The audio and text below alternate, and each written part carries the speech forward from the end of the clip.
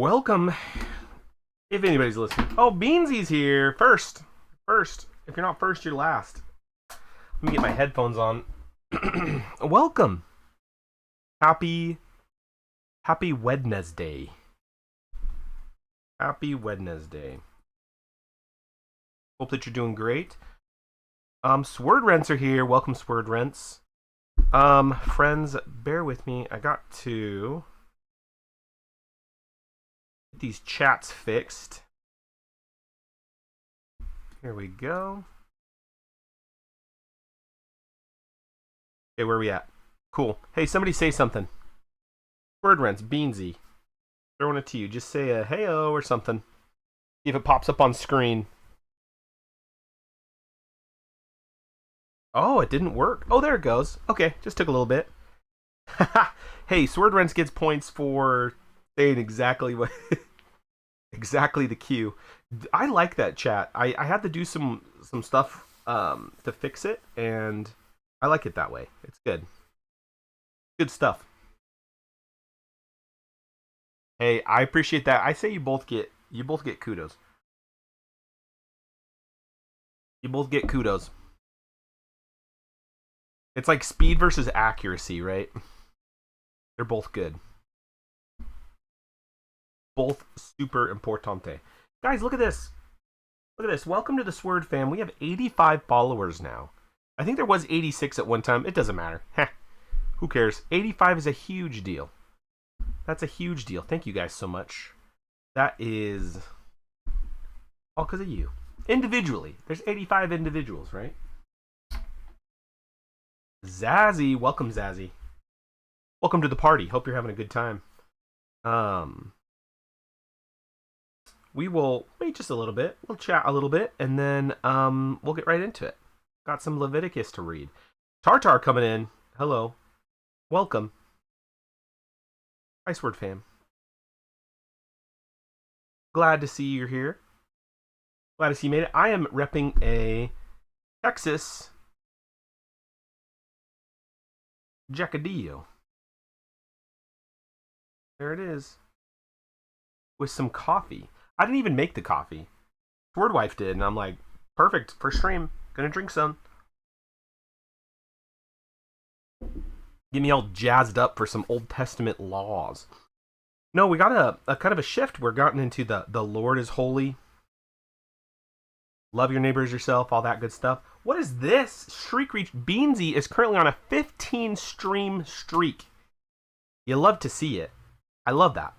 Thank you so much for watching. I didn't know that I was, that it was that good to watch, but I appreciate you being here. That's the best part. Hey-o, Nox comes in last but not least. 6 out of 6. It's Nox. Love to have you. And just for that, I'm going to give you a big one of these. Because I care. A little ratty.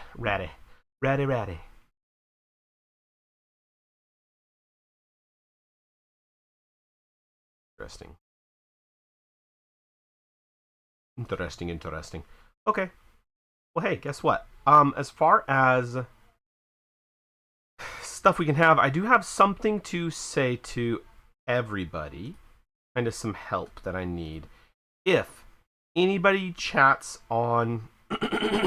If you see a chat come in on YouTube or anything, please let me know. Because my chat thing isn't perfect yet. Excuse me. And so sometimes I will miss them, and I don't want to miss people. So if you guys notice that I don't respond to a YouTube chat or call somebody out, then please just yell at me. I'm still repping my microphone stand, which has just been excellente. It's good because it just keeps this whole area just clear of debris, And friendos, I guess as far as announcements go, welcome to the middle of January. It's crazy. It's already 2026, which is just weird. Friday we'll be streaming 10 to midnight like normal. I don't think anything else is changing. I apologize for the delay. We have not been doing any Sword Fam game nights. That's on me. Just Sundays have just been crazy. Oh, crazy. So here's the thing, Sword Rents. This is what I want you to keep an eye out. The YouTube chats will not appear on the Twitch chat. They'll appear on the screen. Do you see on the screen where your chat is up there? It will be on there, but instead of the little purple Twitch logo, it'll be a red YouTube logo. Let me just try. Let me do it. So this is what it should look like. So I'm going to do a one from me. See how it has a little red logo? That's what it's going to look like. And it's not going to appear in, like, on your phone, on the Twitch chat. It's going to only appear on the screen in the, like, the chat flow. So if you see something enter the chat flow, if it's from YouTube or from Kick, see how it has the quick kick logo? Either one of those, and I don't say, "Oh, hey, Swordsmith, thanks for dropping by." I'll be like, "Hey, Swordsmith, Swordy, there's somebody on YouTube," or whatever, vice versa. I just don't want to miss out on them. So anyway, without further ado, I say we pray. We kind of kick everything off. Obviously, if you guys have any like awesome just praises, or even if you have any prayer requests, and you don't have to share prayer requests on chat, I understand that, but I still think it's important. It's like, hey, I got some prayer requests, and then I'd be like, boom, we'd be praying for you. Whatever, share those at any time. I'm gonna pray, and then we're gonna get right into it. We got some chapters to read, so everybody get into your prayer stance. Dear Heavenly Father, just thank you so much for this amazing day. Just thank you so much for just the work that I got done today as we got all of the Christmas stuff put away and in the shed. It's good to just refresh, and it just feels good, Lord. Just thank you for the passing of the seasons. Just thank you that it is 2026. And as these years just seem to get crazier and crazier, God, we know that you are in control. We know that you put people into power, good or bad. And we can trust in that. We can trust that nothing is beyond your power and control, and that you have a perfect plan and purpose for each of our lives, and you have our best interest at hand. God, we just thank you so much for just your provision, even when we take it all for granted sometimes. We just thank you so much for everything that you give us in life. We do not deserve the amount of grace that you pour on us each and every day, Lord. We just thank you. We just lift this stream up to you, God. I just pray that you just give a special blessing to everybody in the chat right now. Just allow them to just have a strong rest of their week. Lord, I just ask for an emboldening spirit to just heap supernatural amounts of strength and patience onto those listening, that they can just finish out the work week or the school week or the whatever week, and just be positive and just be filled with joy and rest. And God, we just thank you for the stream. We just thank you for the opportunity to read through your word, encourage one another, and just have an amazing time going through your book, God. And we just lift up all these things in your name. Amen. Boom. Break. Okay. Well, hey, I guess that's it. Let us start. I know we're at chapter 19. Oh, let me get clicked onto the right screen here, friends, because we just got done with some laws, and now we got kind of refocusing back to what it's all about and just the holiness of the Lord. Yeah, I'm going to begin. If anybody has anything, just shoot it out. I'll get to it at the end of the chapter. We'll read the chapters first, and then we'll discuss afterwards. The Lord is holy. Leviticus chapter 19. And the Lord spoke to Moses, saying, Speak to all the congregation of the people of Israel, and say to them, You shall be holy, for I, the Lord your God, am holy. Every one of you shall revere his mother and his father, and you shall keep my Sabbaths. I am the Lord your God. Do not turn to idols, or make for yourselves any gods of cast metal. I am the Lord your God. When you offer a sacrifice of peace offerings to the Lord, you shall offer it so that you may be accepted. It shall be eaten the same day you offer it, or on the day after, and anything left over until the third day shall be burned up with fire. If it is eaten at all on the third day, it is tainted, it will not be accepted, and everyone who eats it shall bear his iniquity, because he has profaned what is holy to the Lord, and that person shall be cut off from his people. When you reap the harvest of your land, you shall not reap your field right up to its edge, neither shall you gather the gleanings after your harvest. And you shall not strip your vineyard bare, neither shall you gather the fallen grapes of your vineyard. You shall leave them for the poor and for the sojourner. I am the Lord your God. You shall not steal, you shall not deal falsely, you shall not lie to one another, you shall not swear by my name falsely, and so profane the name of your God. I am the Lord. You shall not oppress your neighbor or rob him. The wages of a hired worker shall not remain with you all night until the morning. You shall not curse the deaf or put a stumbling block before the blind, but you shall fear your God. I am the Lord. You shall do no injustice in court. You shall not be partial to the poor or defer to the great, but in righteousness shall you judge your neighbor. You shall not go around as a slanderer among your people, and you shall not stand up against the life of your neighbor. I am the Lord. You shall not hate your brother in your heart, but you shall reason frankly with your neighbor, lest you incur sin because of him. You shall not take vengeance or bear a grudge against the sons of your own people, but you shall love your neighbor as yourself. I am the Lord. You shall keep my statutes. You shall not let your cattle breed with a different kind. You shall not sow your field with two kinds of seed, nor shall you wear a garment of cloth made of two kinds of material. If a man lies sexually with a woman who is a slave, assigned to another man, and not yet ransomed or given her freedom, a distinction shall be made. They shall not be put to death because she was not free, but he shall bring his compensation to the Lord, to the entrance of the tent of meeting, a ram for a guilt offering, and the priest shall make atonement for him with the ram of the guilt offering before the Lord for his sin that he has committed, and he shall be forgiven for the sin that he has committed. When you come into the land and plant any kind of tree for food, then you shall regard its fruit as forbidden. 3 years it shall be forbidden to you, it must not be eaten. And in the 4th year all its fruit shall be holy, an offering of praise to the Lord. But in the 5th year you may not. But in the 5th year you may eat of its fruit to increase its yield for you. I am the Lord your God. You shall not eat the flesh with the blood in it. You shall not interpret omens or tell fortunes. You shall not round off the hair on your temples or mar the edges of your beard. You shall not make any cuts on your body for the dead or tattoo yourselves. I am the Lord. Do not profane your daughter by making her a prostitute, lest the land fall into prostitution and the land become full of depravity. You shall keep my Sabbaths and revere my sanctuary. I am the Lord.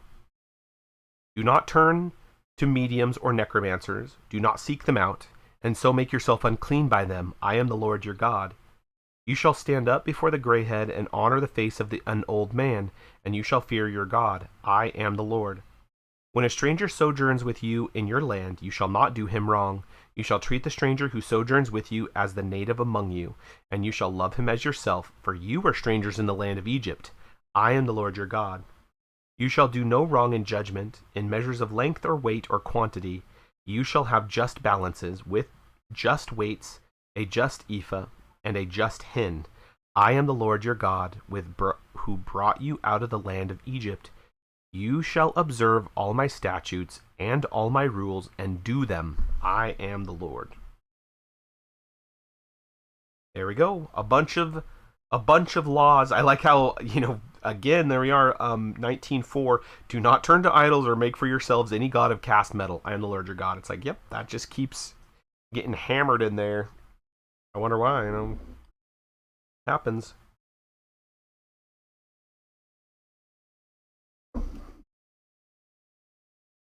Of course, I know a lot of these verses are the ones where, obviously part of the Levitical law, where, people, no, you can't have tattoos, you can't have any of this stuff, and it says you can't do this and you can't do that. This is where they pull a lot of those from. Let's see. Yeah, some pretty standard stuff.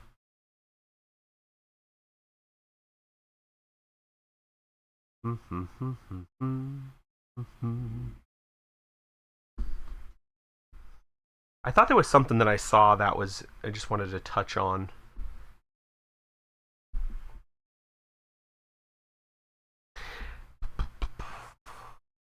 It is interesting that they say, right, like 14, you shall not curse the deaf or put a stumbling block before the blind, but you shall fear your God. It's like, why would anybody want to do that? Like, that's a terrible, terrible thing um, to do anyway. But obviously, people, we're all bad, right? All of us are bad. Um, like a lot of this stuff. I like that this isn't really like a bad thing, right? Sorry, I didn't get here early enough to ask, but what drinkware do you have tonight? I did specifically say, I did specifically point this out.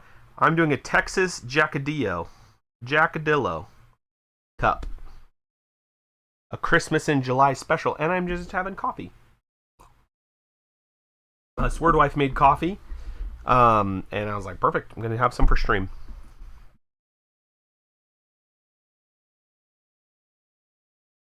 Yeah, I like where it starts off in verse 9, where it's not like a sinful thing. Like, it's not like treat somebody with respect, but it's still out of love, right? It's still out of love for the poor and the sojourner, right? It's like, when you reap a harvest, do not reap your field right up to its edge, neither shall you gather the gleanings after your harvest. It's like, don't pick everything bare. It's like, get the harvest, get what you're going to get, and just, yeah, leave everything else for the poor and the sojourner, because that's a good thing to do. And it's just wise, too. It's like, yeah, it just keeps... Oh, there's even a cross reference here. In Deuteronomy. Oh, yeah, it's kind of the same thing. When you reap your harvest in the field and forget a sheaf in the field, you shall not go back to get it. It shall be for the sojourner, the fatherless, and the widow, that the Lord your God may bless you in all the work of your hands. Yeah. Boom. Don't steal. Yep. You shall not deal falsely. You shall not lie to one another. Always good. Shall not swear by my name falsely. Don't oppress your neighbor or rob him. The wages of a hired worker shall not remain with you all night until the morning. Right? That's just, yeah. Give the man his money. Give him his due. The hired worker, give him what did you owe him. You shall not curse the deaf or put a stumbling block before the blind. Yeah, that's so weird that's it. You know what I mean? Like, it seems like, well, yeah, like, I would never do something like that, right? But it's in here, right? People were doing it. You shall do no injustice in court. Man. You shall not be partial to the poor or defer to the great, but in righteousness shall you judge your neighbor. Man, it's good. All this stuff is good. We've all heard it before, right? It's all kind of Ten Commandments style. Yeah, love your neighbor as yourself is one of the two greatest commandments. Absolutely. Absolutely. And really, it's like, if you love your neighbor as yourself, all this stuff falls under that, right? I think that's why the Ten Commandments don't go... Like, they're like, oh, well, the Ten Commandments don't, like, list out every sin. It's like, I think it does, right? Love your neighbor as yourself knocks all of these out, right? Because if you love your neighbor as yourself, are you going to withhold wages from him? No. If you're going to love your neighbor as yourself, are you going to oppress him or rob him? No. Like, you're not going to be unjust to him. You're not going to share. You're not going to do any of this stuff, right? Or all the bad stuff, right? Let's see. And you got some interesting stuff about with a woman who's a slave. There's again the flesh with the blood in it. Do not turn to mediums or necromancers. I'm always interested in the mediums or necromancers, because obviously there's some stuff coming up in the Bible where, mediums and necromancers are, like with Saul, right? It's crazy stuff, but they did have power, right? It's the like the other arts, or the, what are they called? The special arts or whatever. It's like, If they didn't have some power, obviously all this dark stuff doesn't put a shadow on God's true power, right? But it says, "Do not seek them out, and so make yourselves unclean by them." Like, they did have some power. Like, it wasn't just like illusion and magic trick. Like, they were calling on some dark stuff for sure. See, 33 is literally love your neighbor as yourself, right? When a stranger sojourns with you in your land, you shall do him no wrong. You shall treat the stranger who sojourns with you as a native among you, and you shall love him as yourself, for you were strangers in the land of Egypt. So it's definitely that like you were the same thing. So why would you treat somebody bad? You need to treat somebody just the same as you love yourself, even if he's an Egyptian or somebody else or this or that. Yeah, that's a good one. Easy. Well, not easy to do. Practice, it's harder to do, but yeah, pretty standard stuff. And then obviously God ends it all. I am the Lord your God. Which is good. He says something and then he ends it with, I am the Lord your God. Good stuff. And you shall observe all my statutes and all my rules and do them. I am the Lord. We're moving on. Punishment for child sacrifice. Oh, a bunch of punishments now. The Lord spoke to Moses, saying, Say to the people of Israel, any one of the people of Israel or of the strangers who sojourn in Israel, who gives away any of his children to Molech, shall surely be put to death. The people of the land shall stone him with stones. I myself will set my face against that man and will cut him off from among his people, because he has given one of his children to Molech, and make my sanctuary unclean, and to profane my holy name. And if the people of the land do at all close their eyes to that man when he gives one of his children to Molech, and do not put him to death, then I will set my face against that man and against his clan, and will cut them off from among their people, him and all who follow him in whoring after Molech. If a person turns to mediums and necromancers, whoring after them, I will set my face against that person, and I will cut him off from among his people. Consecrate yourselves, therefore, and be holy, for I am the Lord your God. Keep his statutes and do them. I am the Lord who sanctifies you.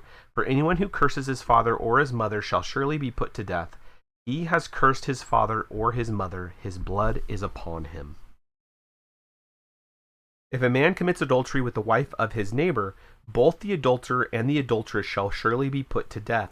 If a man lies with his father's wife, he has uncovered his father's nakedness. Both of them shall surely be put to death. Their blood is upon them. If a man lies with his daughter-in-law, both of them shall surely be put to death. They have committed perversion. Their blood is upon them. If a man lies with a male, as with a woman, both of them have committed an abomination. They shall surely be put to death. Their blood is upon them. If a man takes a woman and her mother also, it is depravity.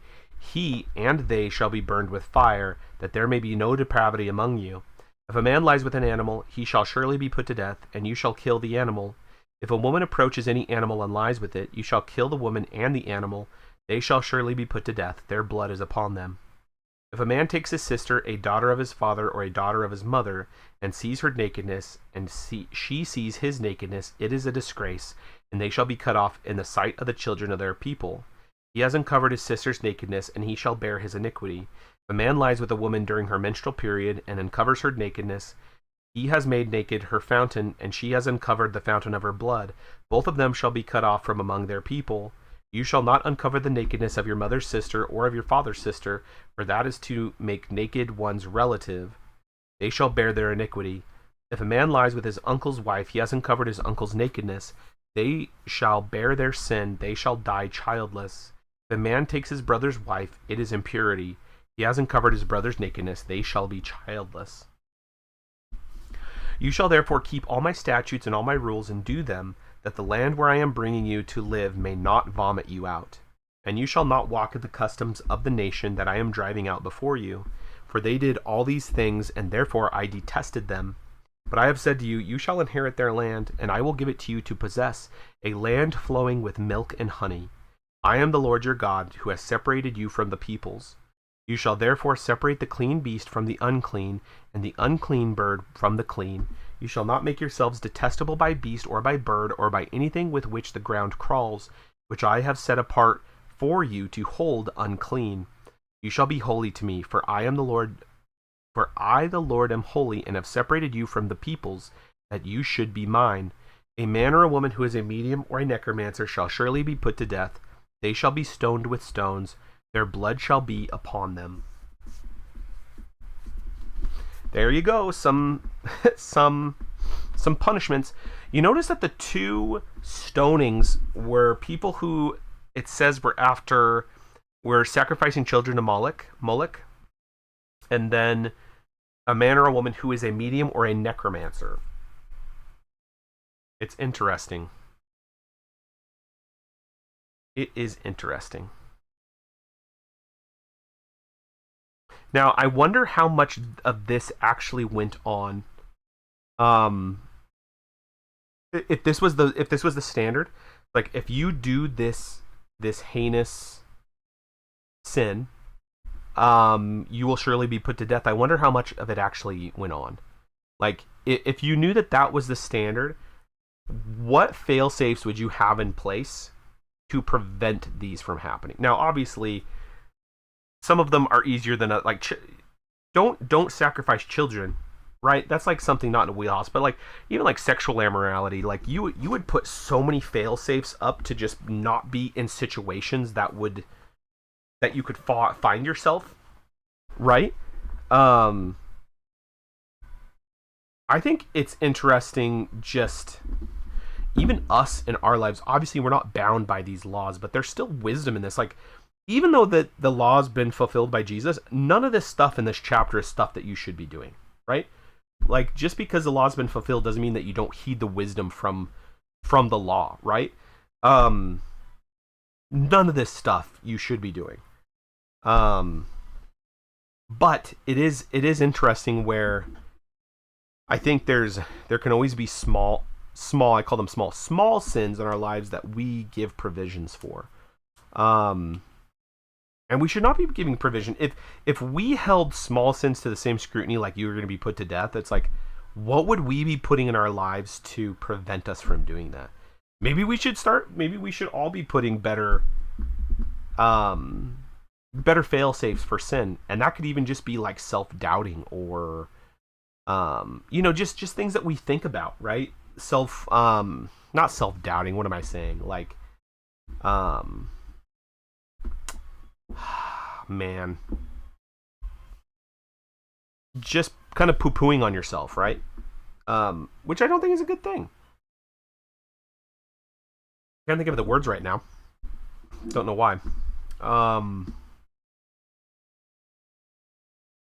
Yeah, it seems like it's kind of like what Paul said, right? With like, oh, we should just sin more so grace can abound, right? And it's like, no, absolutely not. Don't ever do that. Like, you shouldn't be sinning more because God's grace will cover you. It's like, will God's grace cover you? Absolutely. But you don't sin purposely. So you invite that's a bad logic thing. So, yeah, what could we be instilling in our lives to basically cut off provision from sin, whatever that sin may be? Yeah, it's interesting. It is interesting. Kind of like the small act of waking up on time for work. I know that's not. Yeah, that could be a sin, right? You could say that's a sin, just being lazy or just not being responsible in that way. It's like, if it was like you need to get to work on time or you'd be put to death, it's like you'd be sure that you're going to wake up an hour early and you're going to make sure that you have multiple different alarms. You're going to make sure that you're going to wake up and your car is going to be started and it's going to be defrosted and stuff so you can make it to work. It's like, yeah, it's just interesting. I guess in that sense, it was like you're going to be fired if you don't make it to work. It's like, oh, well, that seems kind of harsh. It's like, yeah, but then you have those lax rules nowadays and people show up to work 5, 10, 15 minutes late and there's no repercussions. It's like, is it harsh to be fired if you're late to work one time? I don't know. Those are the rules, right? Like, yes, there can be grace, but we still need to hold ourselves to a responsible standard for sure. It's all ties into it, right? Whatever. Let's scoot. Chapter 21. Holiness and the priests. And the Lord said to Moses, speak to the priests, the son of Aaron, And say to them, no one shall make himself unclean for the dead among his people, except for his closest relatives, his mother, his father, his son, his daughter, his brother, or his virgin sister, who is near to him because she has had no husband. For her he may make himself unclean. He shall not make himself unclean as a husband among his people, and so profane himself. They shall not make bald patches on their heads, nor shave off the edges of their beards, nor make any cuts on their body. They shall be holy to their God, and not profane the name of their God. For they offer the Lord's food offerings, the bread of their God, therefore they shall be holy. They shall not marry a prostitute or a woman who has been defiled, neither shall they marry a man divorced from her husband, for the priest is holy to his God. You shall sanctify him, for he offers the bread of your God. He shall be holy to you, for I, the Lord, who sanctify you, am holy.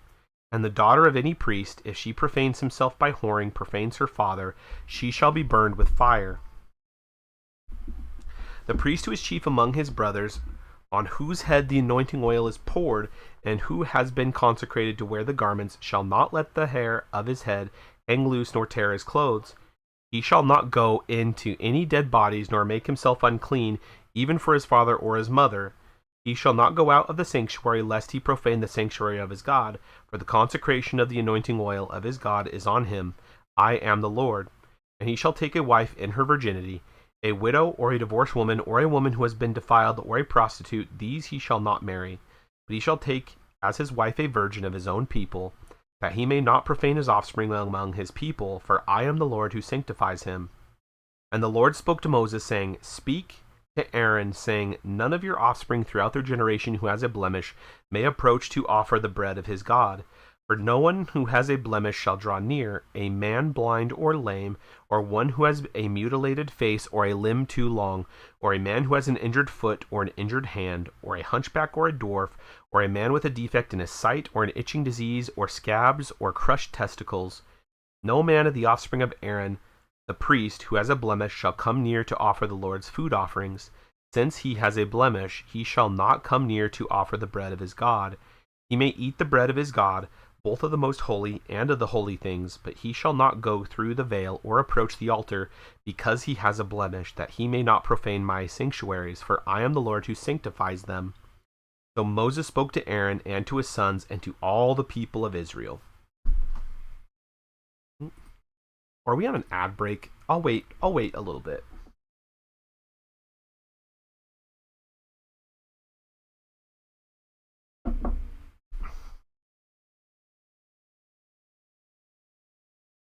Holiness and the priests.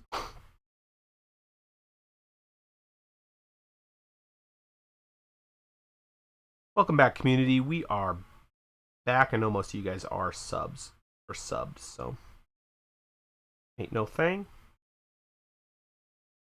Cool.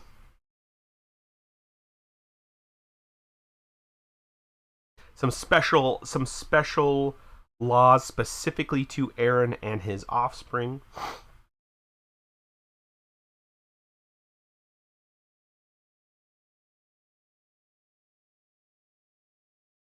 Oh, and some more. And the Lord spoke to Moses, saying, Speak to Aaron and his sons, so that they abstain from the holy things of the people of Israel, which they dedicate to me, so that they do not profane my holy name. I am the Lord. Say to them, if any one of all your offspring throughout your generations approaches the holy things that the people of Israel dedicate to the Lord, while he has an uncleanness, that person shall be cut off from my presence. I am the Lord. None of the offspring of Aaron who has a leprous disease or a discharge may eat of the holy things until he is clean. Whoever touches anything that is unclean through contact with the dead, or a man who has had an emission of semen, and whoever touches a swarming thing by which he may be made unclean, or a person from whom he may take uncleanness, whatever his uncleanness may be, the person who touches such a thing shall be unclean until the evening, and shall not eat of the holy things unless he has bathed his body in water. When the sun goes down, he shall be clean, and afterward he may eat of the holy things, because they are his food. He shall not eat what dies of itself, or is torn by beasts, and so makes himself unclean by it. I am the Lord. They shall therefore keep my charge, lest they bear sin for it, and die thereby when they profane it. I am the Lord who sanctifies them. A lay person shall not eat of a holy thing, nor no foreign guest of the priest or hired worker shall eat of a holy thing. But if a priest buys a slave as his property for money, the slave may eat of it, and anyone born in his house may eat of his food. If a priest's daughter marries a layman, she may not eat of the contribution of the holy things. But if a priest's daughter is widowed or divorced and has no child and returns to her father's house, as in her youth, she may eat of her father's food, yet no lay person shall eat of it. And if anyone eats of a holy thing unintentionally, he shall add the fifth of its value to it and give the holy thing to the priest. They shall not profane the holy things of the people of Israel, which they contribute to the Lord, and so cause them to bear iniquity and guilt by eating their holy things, for I am the Lord who sanctifies them. And the Lord spoke to Moses, saying, Speak to Aaron and his sons, and all the people of Israel, and say to them, When any one of the house of Israel, or of the sojourners in Israel, presents a burnt offering as his offering, or any of their vows or freewill offerings that they offer to the Lord, if it is to be accepted for you, it shall be a male without blemish, of the bulls or the sheep or the goats. You shall not offer anything that has a blemish, for it will not be acceptable for you.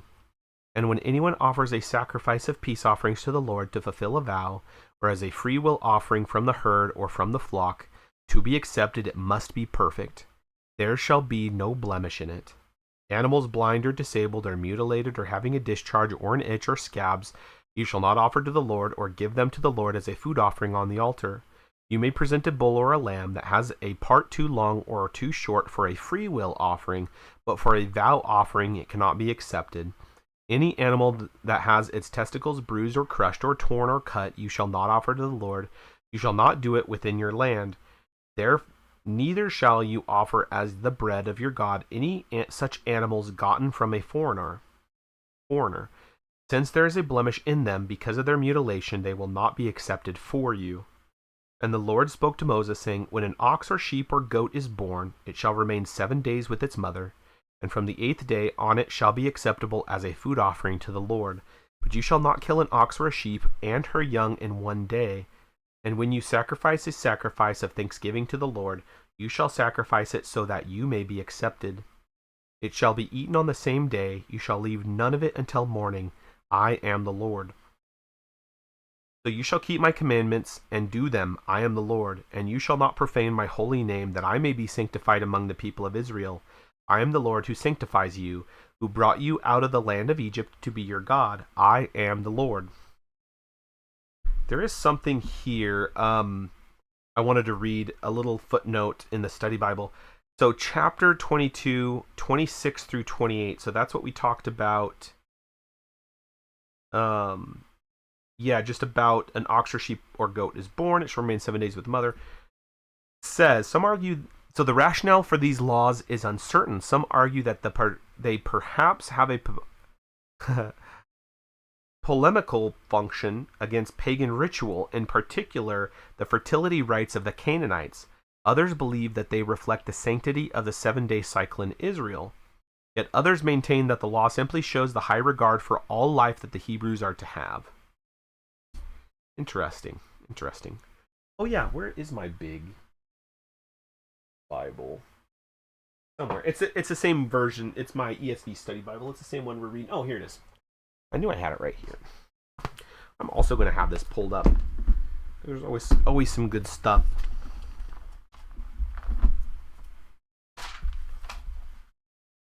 Oops.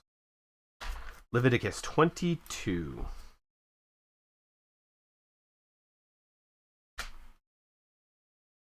Okay.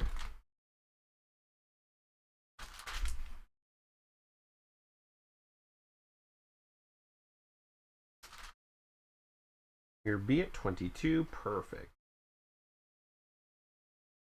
And where the acceptable offerings.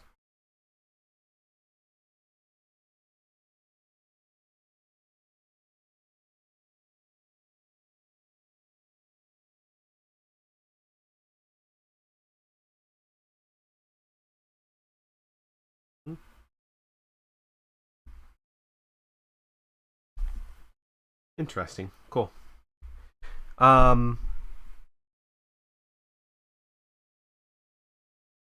Yeah, I'm moving on. We're going to 23. Feasts of the Lord. Feast of the Lord. The Lord spoke to Moses, saying, Speak to the people of Israel, and say to them, These are the appointed feasts of the Lord, that you shall proclaim as holy convocations. They are my appointed feasts. 6 days shall work be done, but on the 7th day is a Sabbath of solemn rest, a holy convocation. You shall do no work. It is a Sabbath to the Lord in all your dwelling place. These are the appointed feasts of the Lord, the holy convocations, which you shall proclaim at the time appointed for them. In the first month, on the 14th day of the month at twilight, is the Lord's Passover, and on the 15th day of the same month is the feast of unleavened bread to the Lord. For 7 days you shall eat unleavened bread. On the first day you shall have a holy convocation. You shall not do any ordinary work, but you shall present a food offering to the Lord for 7 days. On the 7th day is a holy convocation. You shall not do any ordinary work. Okay, friends, I wanted to just say, somebody in our chat is sending memes instead of listening to the Bible. So, take that as it may. Just wanted to call that out to, just make sure I'm always watching. I know what's going on, so just tread lightly, okay? Anyway, and the Lord spoke to Moses, saying, Speak to the people of Israel and say to them, When you come into the land that I give you and reap its harvest, you shall bring the sheaf of the first fruits of your harvest to the priest.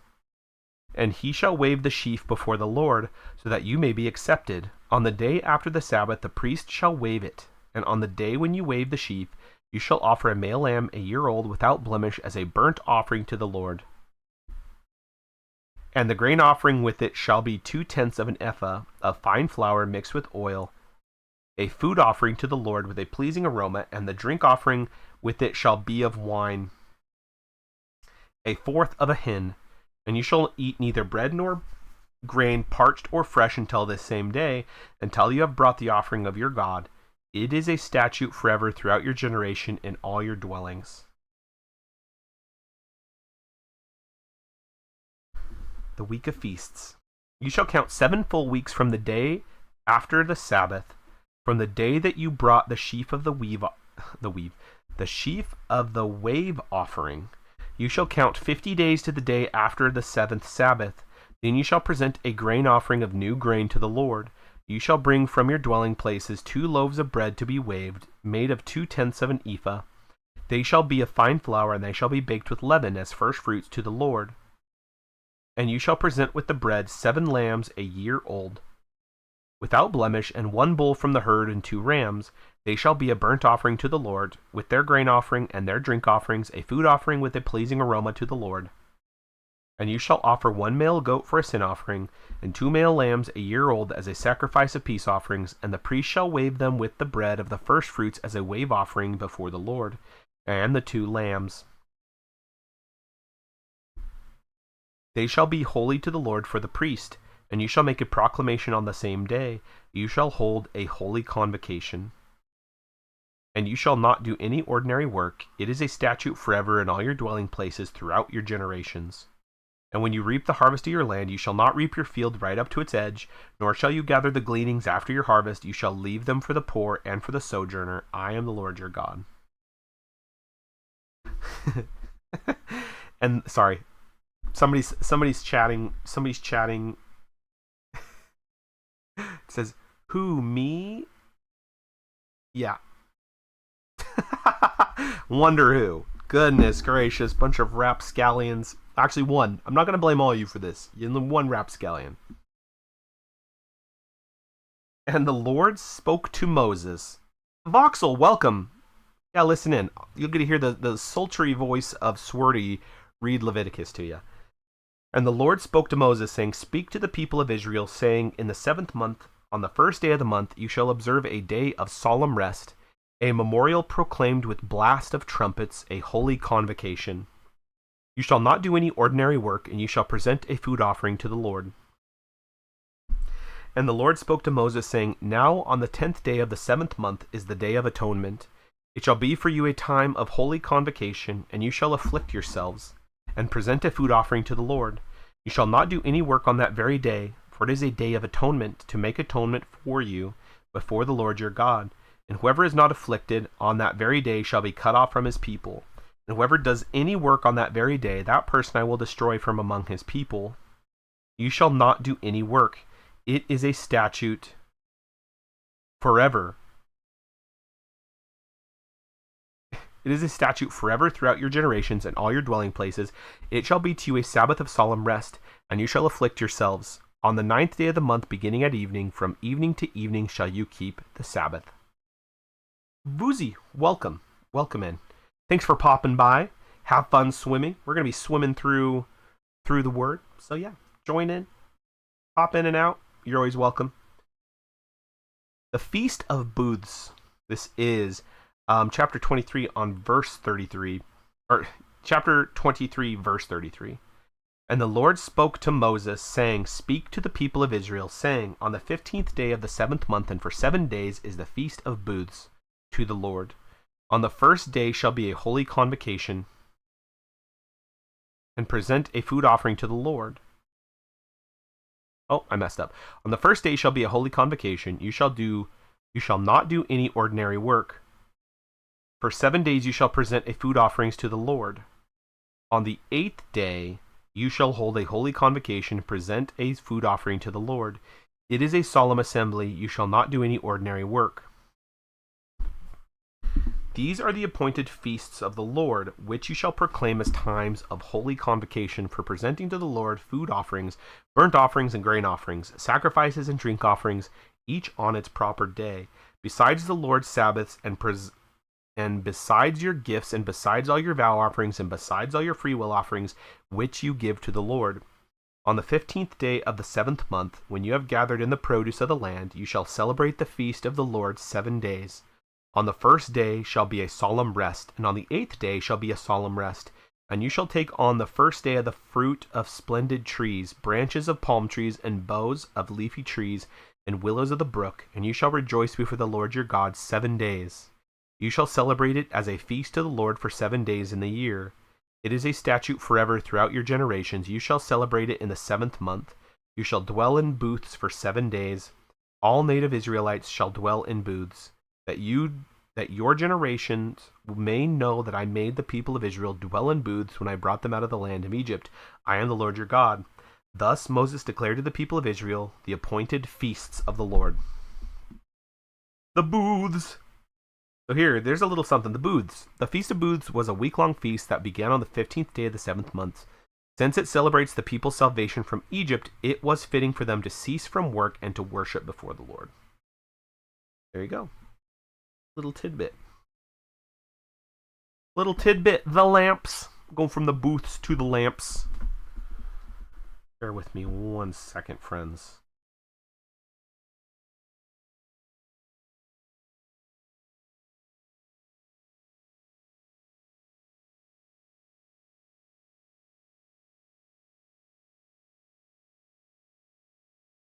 Anyway. Cool. Good coffee. Anybody have any insights? Voxel, welcome. I don't get to chat with you quite as often as I used to, so it's always good when you pop on by. I appreciate that. There's a ton of stuff in here, obviously, right? The law is huge. The law is long. About all the feast and all the laws and all the punishments and all of this and all the stuff. It is quite intensive, and I believe that's, it's obvious intentional with the Lord, but again, just points back to Jesus. I think it would be really cool to do like a really deep dive, to a big deep dive in all this, and like all the very, very tiny Easter eggs of how they tie in, right? I know we'll get to it, but I know I was reading this thing about how John the Baptist baptizing Jesus is like a perfect analogy of like all the stuff that we're reading here with like Aaron and the priests and all the priest sons and all these things, and how, they were basically brunting the atonement for everybody else. And yeah, it all ties in. It's all awesome. Awesome stuff. Read Romans. Hey, we're 3 books in. We're in Leviticus. We're making a good jaunt. It's funny that you say that because I love listening to Athey Creek. It's a church over in West Lynn, Oregon, over in the Portland area. I love their teaching. And they go verse by verse through the Bible, and sometimes it takes like the last time that they were in, like, they're in 2 Corinthians today. The last time that they were in like Exodus, Leviticus was like back in like 2017.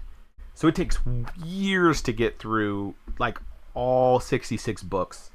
It's crazy. We're not going that in depth, so it's not going to take us that long, but I'm always wondering how I want to do it. Like, do I want to do some Old Testament and then do some New Testament, at the same time and go through? So who knows? If I up my schedule and do more than 3 days a week eventually, I think it would be cool to do like Old Testament Tuesday, New Testament Thursday, or something like that. Who knows? It might be kind of fun. Do the 2 T days as Testament days, right? That'd be cool. Old Testament Tuesday, New Testament Thursday. Be cool. Yeah, Romans. I'm super stoked to read through Romans. I was just going through some Romans stuff. I don't remember where I was hearing some stuff about Romans. Just so good. New Testament's good too. But the Old Testament's cool because it points to the New Testament. Like, it's really cool. I want to pull up this photo. I know everybody's seen it. Old Testament, New Testament. Connections. Yeah, this chart, I know everybody's probably seen it. There's this very famous... Whoa, I haven't seen this one before. I've seen it in like this one. This is like all the cross references to the Bible. Oops. Right? About everything from New and Old Testament, all 66 books and how they tie into each other. Right? It's just super cool. This one was a really neat one too. It's like, this is all the books. Genesis starts here. I don't know if you guys can see, all the way to Revelation. And this one's cool. I don't think it has quite the same, but I love these connections where you see where it's like look, there's Matthew, Mark, Luke, and John are thick with their connections, and then Hebrews is thick with the connections, and obviously Revelation, where it's like these are like huge strands of wires that... And it's not even just Psalms. You're like, oh, well, Psalms and Proverbs. Like, no, like connecting to every single book. Like Deuteronomy has a ton of connections, It's just really cool. Obviously, Revelation has a ton. Well, I like how Revelation, you can see all the prophets here. Like a ton, all the way from, I think that's Isaiah, all the way to Joel. Just some thick red lines where it's like, yep, there's all the stuff. Obviously a ton in Daniel, and Daniel's like, I don't know what they... Daniel doesn't understand. It's just funny how, we'll get there, but it's like Daniel, it still just proves the efficacy of God, where it's like Daniel heard a ton of stuff that it's like mind-blowing stuff, and it's like, okay, what does that mean? And he's like, I don't know, but God gave it to me, right? It's like, if doesn't that prove to me like God's provision more so? It's like, I just heard this stuff and I cataloged it, but I have no idea what it means. Well, God knows, I think it means something that he didn't understand any of it, but still wrote it down, rather than him knowing it, right? I don't know. Because why would you make up stuff like that you're just like, well, I don't know, it's like, no, he heard it, he just didn't have an answer for it. Anyway, cool stuff. Let's read some lamps. Let's read about the lamps. Chapter 24. The Lord spoke to Moses, saying, command the people of Israel to bring you pure oil from beaten olives for the lamp, that the light may be kept burning regularly. Outside the veil of the testimony in the tent of meeting, Aaron shall arrange it from evening to morning before the Lord regularly. It shall be a statute forever throughout your generations. He shall arrange the lamps on the lampstand of pure gold before the Lord regularly. You shall take fine flour and bake 12 loaves from it. 2/10 from an ephah shall be in each loaf, and you shall set them in 2 piles, 6 in a pile, on the table of pure gold before the Lord. And you shall put pure frankincense on each pile, that it may go with the bread as a memorial portion, as a food offering to the Lord. Every Sabbath day Aaron shall arrange it before the Lord regularly. It is from the people of Israel as a covenant forever. And it shall be for Aaron and his sons, and they shall eat it in a holy place, since it is for him a most holy portion out of the Lord's food offerings, a perpetual due.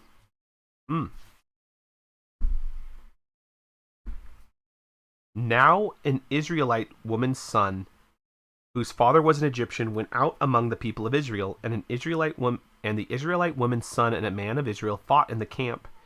And the Israelite woman's son blasphemed the name and cursed, and they brought him to Moses. His mother's name was Shelomith, the daughter of Dibra, of the tribe of Dan, and they put him in custody till the will of the Lord shall be clear to them. Then the Lord spoke to Moses, saying, Bring out of the camp the one who cursed, and let all who heard him lay their hands on their head. Lay their hands on his head, and let all the congregation stone him, and speak to the people of Israel, saying, Whoever curses his God shall bear his sin. Whoever blasphemes the name of the Lord shall surely be put to death. All the congregation shall stone him, the sojourner as well as the native, when he blasphemes the name, shall be put to death. Whoever takes a human life shall surely be put to death. Whoever takes an animal's life shall make it good, life for life. If anyone injures his neighbor as he has done, it shall be done to him. Fracture for fracture, eye for eye, tooth for tooth. Whatever injury he has given a person shall be given to him. Whoever kills an animal shall make it good, and whoever kills a person shall be put to death. You shall have the same rule for the sojourner and for the native, for I am the Lord your God. So Moses spoke to the people of Israel, and they brought out of the camp the one who had cursed and stoned him with stones. Thus the people of Israel did as the Lord commanded Moses. An eye for an eye. Very interesting, common phrase, obviously. Pretty cut and dry. It's interesting, too. It's like everybody's like an eye for an eye. It makes sense, but it's usually like you use it in the most, like, if you kill somebody, you get put to death. But yeah, if you injure somebody, fracture for fracture, eye for an eye, tooth for tooth, whatever injury he has given a person shall be given to him.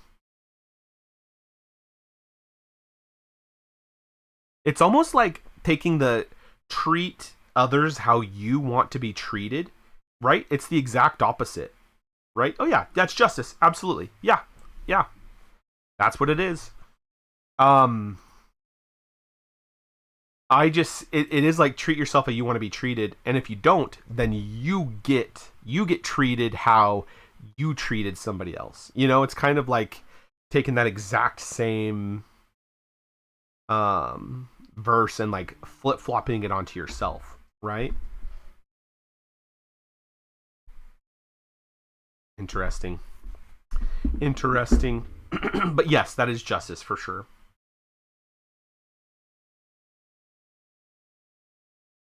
It is interesting, let's see. Would be weird being a visitor to those places because you don't know if the person was the guilty party or the victim. What happened to you? Oh, interesting. Yeah, so you see somebody who had lost an eye. You don't know if it was the person who, you didn't know if it was the person who like got attacked and got their eye gouged out, or they got their eye gouged out because they gouged out somebody else's eye. Yeah, that's interesting. Yes, thank God for the laws about forgiveness, mercy, and sanctuary. Absolutely. I know, that's what we're getting into, like with Jesus, right? Jesus brings on the grace for sure. For sure. Yeah, it's going like nobody's good, not even one. We're all bad. We are all, the justice for each and every one of us is to go to hell, right? Because we are all bad, every single one of us. But yes, praise the Lord that he sent Jesus to be the payment for our sins. Sorry, Swordwife is creeping on me. Hello? What are you doing? What are you doing? Okay, it's weird. It's like peeking through the crack of the door, like, and they're reading the Bible? Yeah. Love you. Cool. It is interesting though, but you think like if somebody had to lose an eye as like justice for them taking somebody's eye, you don't think they would do that again, right? It's like you don't. Yeah, you're not going to be apt to do that again at all.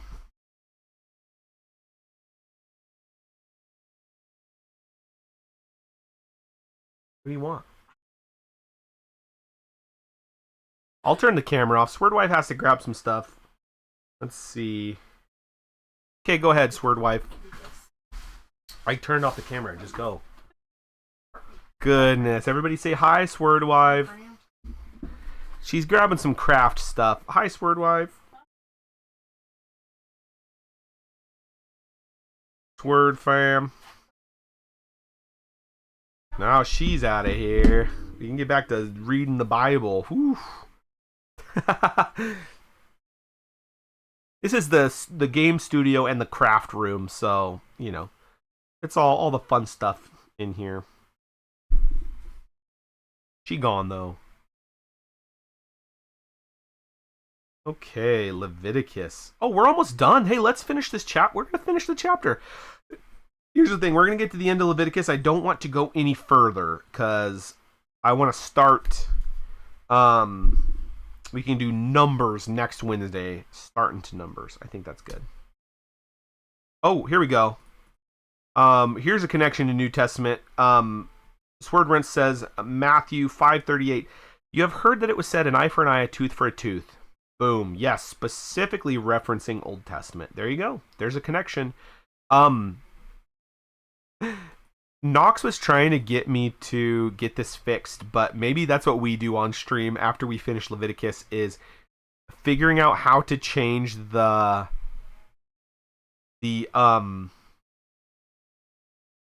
whatever translation that chapter verse goes into. I just have to set it up on the back end or whatever. So, there we go. Okay, chapter 25. The Lord spoke to Moses on Mount Sinai, saying, Speak to the people of Israel, and say to them, When you come into the land that I give you, the land shall keep a Sabbath to the Lord. For 6 years you shall sow your field, and for 6 years you shall prune your vineyard and gather in its fruits. But in the 7th year there shall be a Sabbath of solemn rest for the land, a Sabbath to the Lord. You shall not sow your field or prune your vineyard. You shall not reap what grows of itself in your harvest, or gather the grapes of your undressed vine. It shall be a year of solemn rest for the land. The Sabbath of the land shall provide food for you, for yourself and for your male and female slaves, and for your hired workers and the sojourner who lives with you, and for your cattle and for the wild animals that are in your land. All its yields shall be for food. Voxel got hit with the ads. You gotta re-up. You gotta re-up. You gotta subscribe. Do your Amazon Prime.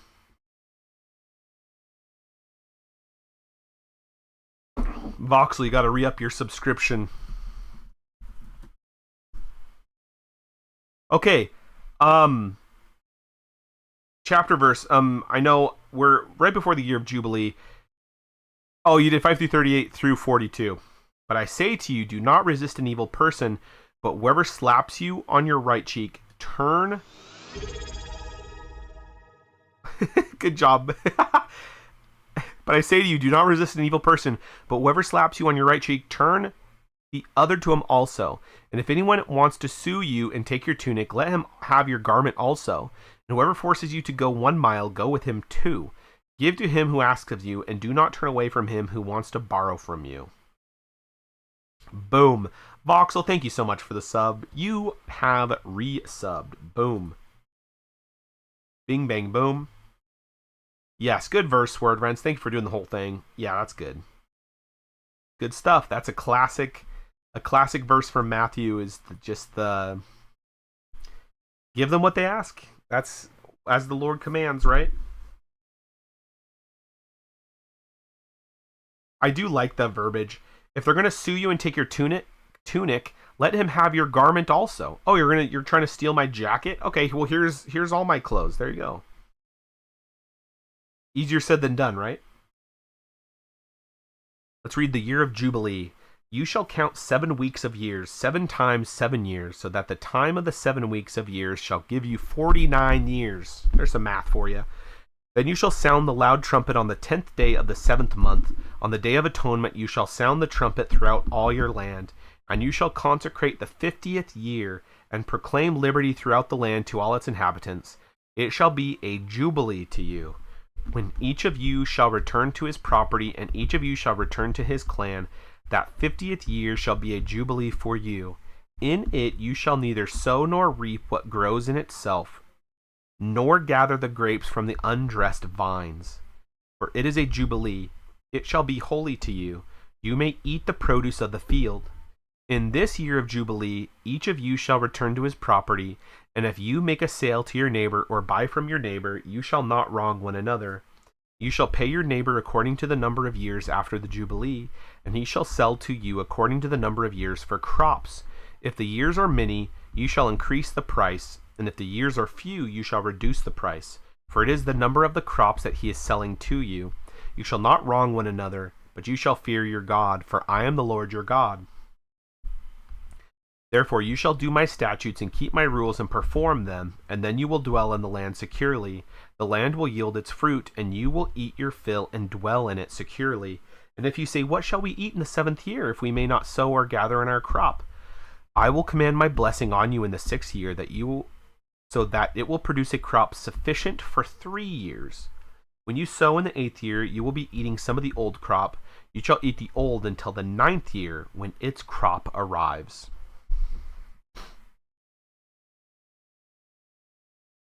Oh, that's interesting, right? Because just how time works, right? You don't grow for a year, so nothing's growing, right? It's healing the land, healing the ground. Well, then you sow in the 8th year, but it's not going to be done until the 9th year because it takes so much time for the crop, for it to go. So, yeah, it's interesting. And obvious, right? God's provision, right? He's going to make sure if you just had one big crop, to take care of the 8th year, you're still going to be starving a year. So it's God's like, the 6th year will be so bountiful, you're going to have 3 years worth of food. That's just pretty cool. Pretty cool. And then I want to read this little chunk before we get to the redemption of property. That would be wild to see happen. Yeah, how would that look where it's like you just have crazy awesome years for the first 5 years.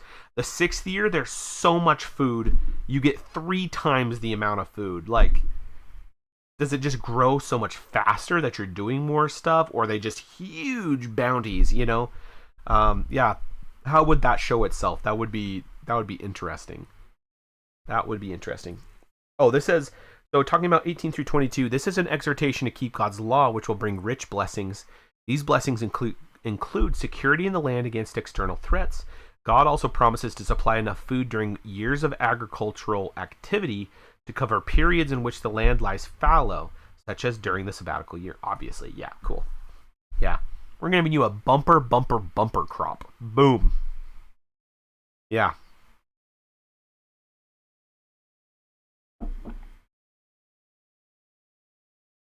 Yeah, something nowadays, just so supernatural. Just be wild. Okay, redemption of property. The land shall not be sold in perpetuity, for the land is mine. For you are strangers and sojourners with me, and in all the country you possess you shall allow a redemption of the land. If your brother becomes poor and sells part of his property, then his nearest redeemer shall come and redeem what his brother has sold.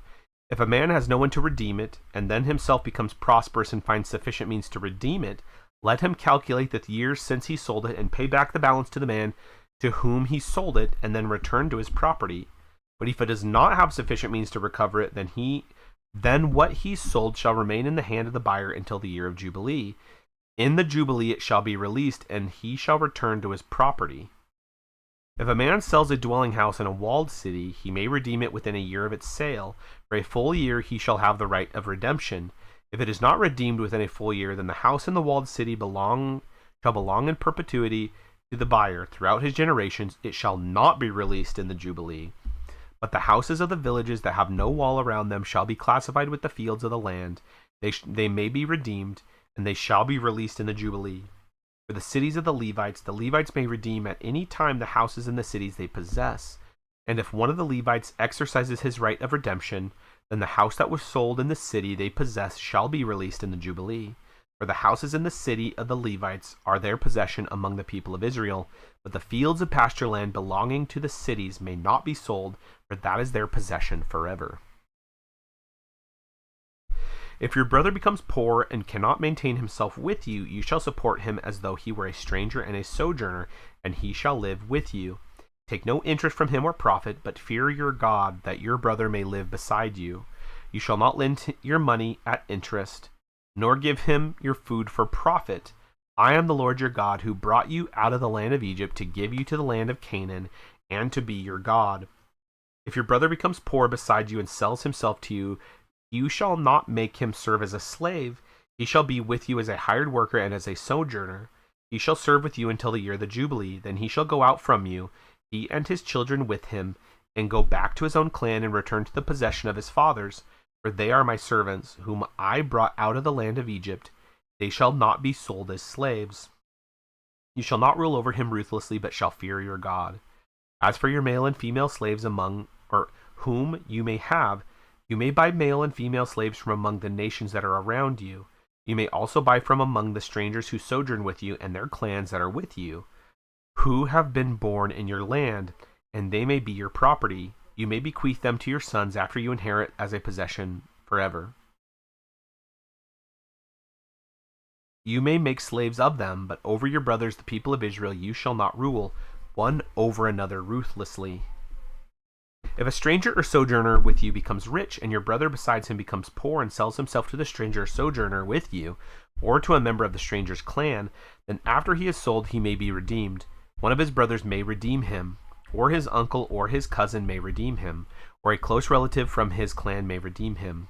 Or if he grows rich, he may redeem himself. He shall calculate with his buyer from the year when he sold himself to him until the year of Jubilee, and the price of his sales shall vary with the number of years.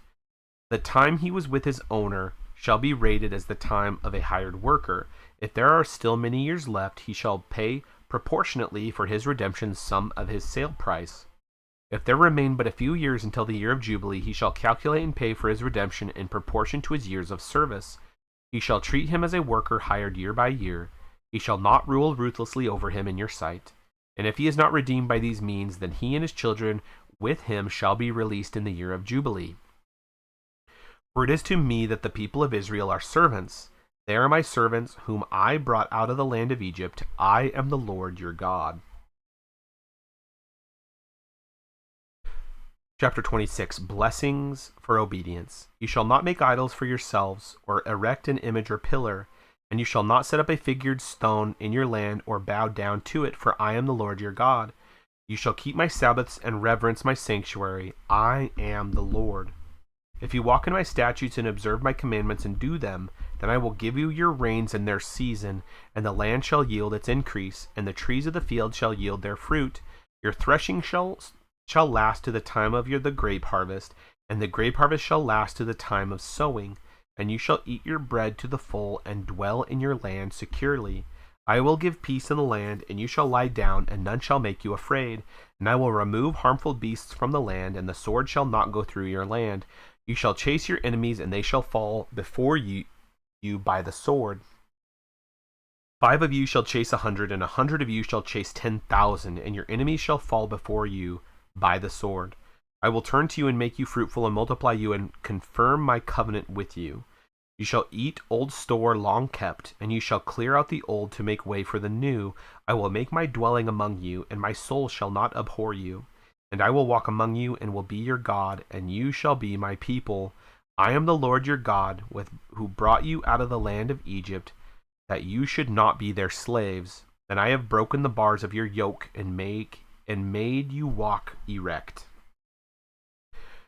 But if you will not listen to me and will not do all these commandments, if you spurn my statutes, if your soul abhors my rules, so that you will not do all of my commandments, but break my covenant, then I will do this to you. I will visit you with panic, with wasting disease and fever that consumes the eyes and makes the heart ache. And you shall sow your seed in vain, for your enemies shall eat it. I will set my face against you, and you shall be struck down before your enemies. Those who hate you shall rule over you, and you shall flee when none pursues you. And if in spite of this you will not listen to me, then I will discipline you again sevenfold for your sins. And I will break the pride of your power, and I will make your heavens like iron, and your earth like bronze. And your strength shall be spent in vain, for your land shall not yield its increase, and the trees of the land shall not yield their fruit. Then if you walk contrary to me and will not listen to me, I will continue striking you sevenfold for your sins. And I will let loose the wild beasts against you, which shall bereave you of your children and destroy your livestock and make you few in number, so that the roads shall be deserted. And if by this discipline you are not turned to me, but walk contrary to me, then I also will walk contrary to you, and I myself will strike you sevenfold for your sins. And I will bring a sword upon you, that shall execute vengeance for the covenant.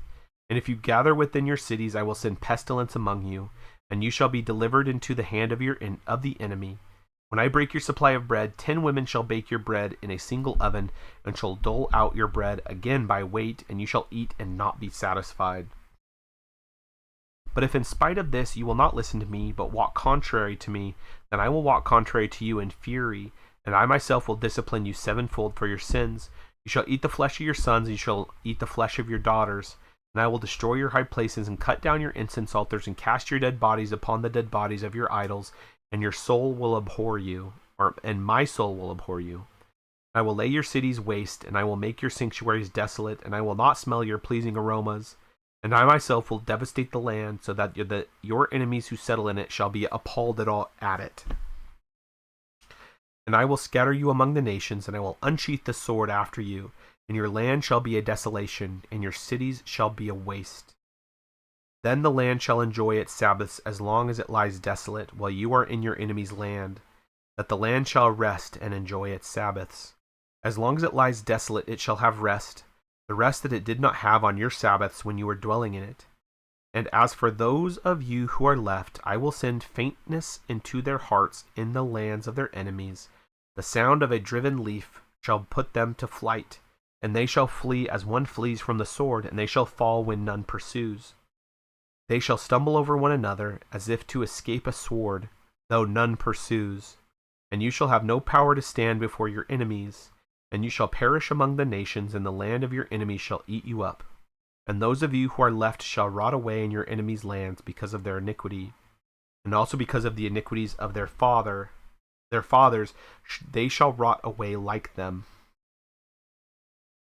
But if they confess their iniquity and the iniquity of their fathers and their treachery that they committed against me, and also in walking contrary to me, so that I walked contrary to them and brought them into the land of their enemies, if then their uncircumcised heart is humbled and they make amends for their iniquity, then I will remember my covenant with Jacob, and I will remember my covenant with Isaac and my covenant with Abraham, and I will remember the land. But the land shall be abandoned by them and enjoy its Sabbaths while it lay desolate without them. And they shall make amends for their iniquity, because they spurned my rules and their soul abhorred my statutes. Yet for all that, when they are in the land of their enemies, I will not spurn them, neither will I abhor them, so as to destroy them utterly and break my covenant with them, for I am the Lord their God. But I will, for their sake, remember the covenant with their forefathers, whom I brought out of the land of Egypt in the sight of the nations, that I might be their God.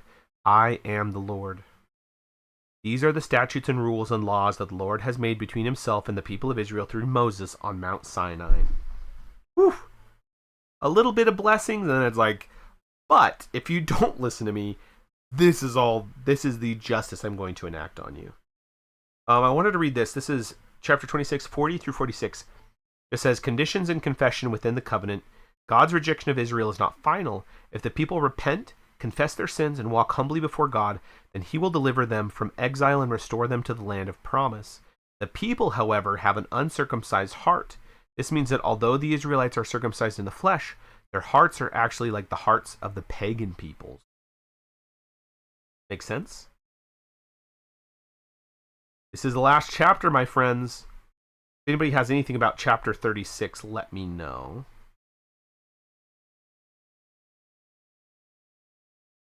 Cool. Laws about vows, chapter 27. The Lord spoke to Moses, saying, "Speak to the people of Israel and say to them, if anyone makes a special vow to the Lord involving the valuation of persons, then the valuation of a male from 20 years old up to 60 years old shall be 50 shekels of silver, according to the shekel of the sanctuary. If the person is a female, the valuation shall be 30 shekels. If the person is from 5 years old up to 20 years old, the valuation shall be for a male 20 shekels, and for a female 10 shekels.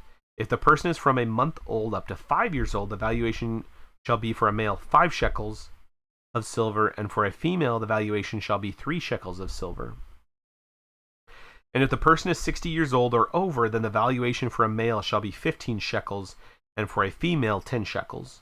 And if someone is too poor to pay the valuation, then he shall be made to stand before the priest, and the priest shall value him. The priest shall value him according to what the vower can afford. If the vow is an animal that may be offered as an offering to the Lord, all of it that he gives to the Lord is holy. He shall not exchange it or make a substitute for it, good for bad or bad for good. If he does in fact substitute one animal for another, then both it and the substitute shall be holy. And if it is any unclean animal that may not be offered as an offering to the Lord, then he shall stand the animal before the priest, and the priest shall value it as either good or bad. As the priest values it, so it shall be. But if he wishes to redeem it, he shall add a fifth to the valuation. When a man dedicates his house as a holy gift to the Lord, the priest shall value it as either good or bad. As the priest values it, so it shall stand. And if the donor wishes to redeem his house, he shall add a fifth of the valuation price, and it shall be his. If a man dedicates to the Lord part of the land that is his possession, then the valuation shall be in proportion to its seed. A homer of barley seed shall be valued at 50 shekels of silver. If he dedicates his field from the year of Jubilee, the valuation shall stand, but if he dedicates his field after the Jubilee, then the priest shall calculate the price according to the years that remain until the year of Jubilee, and a dedication shall be made from the valuation. And if he who dedicates the field wishes to redeem it, then he shall add a fifth to its valuation price, and it shall remain his.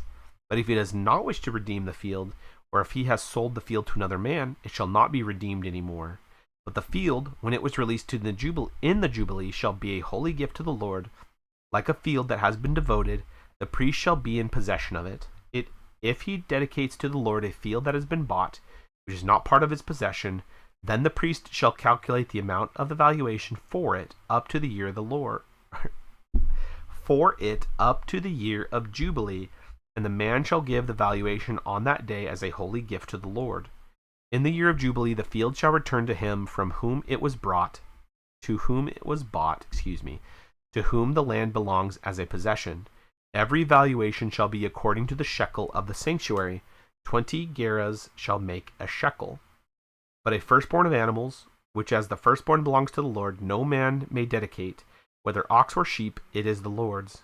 And if it is an unclean animal, then he shall buy it back at the valuation, and add a fifth to it. If it is not redeemed, it shall be sold at the valuation. But no devoted thing that the man devotes to the Lord, or anything that he has, whether man or beast, or of his inherited field, shall be sold or redeemed. Every devoted thing is most holy to the Lord. No one devoted, who is to be devoted for destruction, from mankind shall be ransomed. He shall surely be put to death. Every tithe of the land, whether of the seed of the land, or of the fruit of the trees, is the Lord's. It is holy to the Lord. If a man wishes to redeem some of his tithe, he shall add a fifth to it. And every tithe of herds and flocks, every 10th animal of all that pass under the herdsman's staff, shall be holy to the Lord.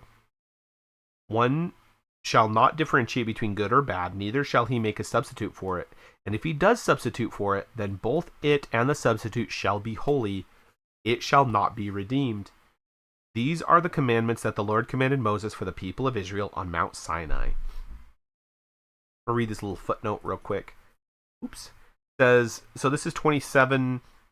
chapter 27, 28, and 29.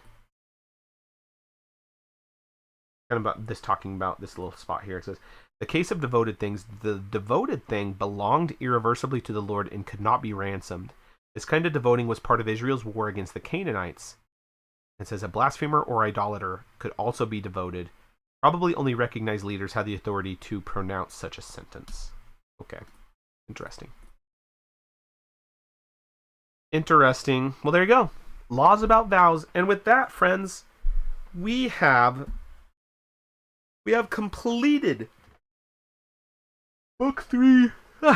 Excuse me. We have completed book 3 of the Bible. We've read through Genesis, Exodus, Leviticus.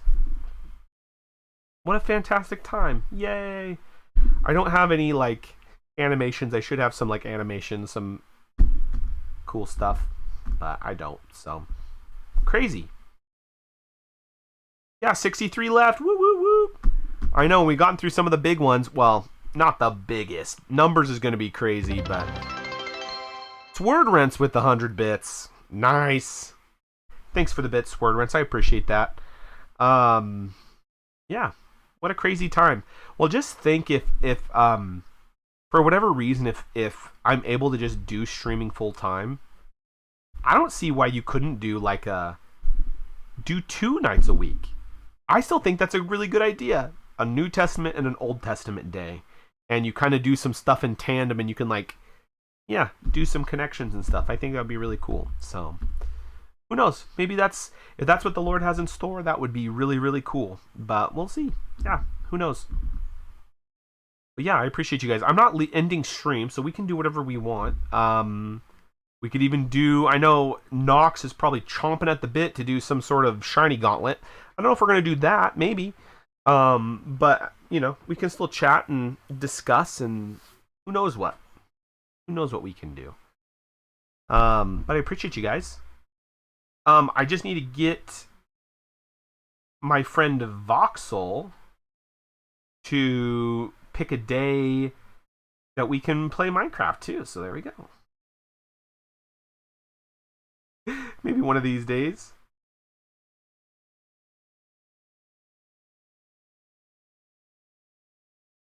How would full-time work for you, or is that not a proper topic? You're saying if I was doing like streaming full-time, is that what you're talking about? Or are you just talking about like in general? Yeah, we can talk about that stuff. Are you talking about like if I was streaming, like doing a full-time stream, like if streaming was my full-time job, is that what you're asking?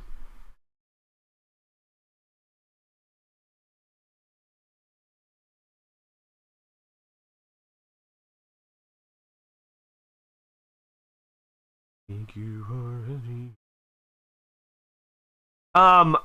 Well, here's the thing. If it was my income, it's not going to be a problem, right? Like I can work from home with that. It would actually work great. And it would still be something. Yeah, see, something like that. Yeah, that's like, because if I was streaming full time, I'd stream maybe 5 days a week. Like exactly like that. I could keep it the same, even if it was just from 7 to 9. Like 2 days a week, just streaming, you know, and then I could have to make content and stuff like that, like YouTube content.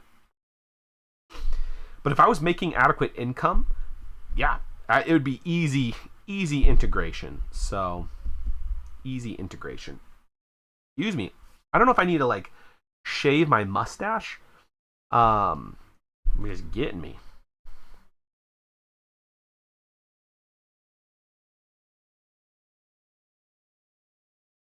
Anyway. Yeah, there you go. I think that would be super cool. I don't know how that works. See, even if it's like I would be making money from YouTube, even if I make money through YouTube, streaming would just be gravy, right? You know, it's like you can kind of do whatever, but yeah, it's just hard. It's kind of like the balance of like you need to treat streaming like a full-time job. But if it's not making money, then you're just spending so much time doing it. But you almost like need to until it like catches and takes off. If you listen to any podcasts, I haven't been, but I do like listening to podcasts. Yeah, so I have.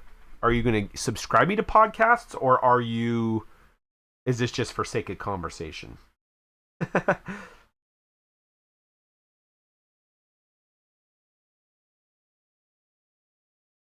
Let's see here. Just conversation. There is actually a podcast that I really like. Let's go to Spotify. Yeah, have a recommendation. Send it to me. There's actually a podcast that has a couple episodes called Swirty and Hooch. There is 3? There's 3 episodes. I'd recommend really watching Swirty and Hooch. It's kind of a blast. It's a really fun one. A little shout out. It's really good. We need to do some more. I need to do my own podcast. Voxel, send a recommendation, and why? Why is it your recommendation? Tell me.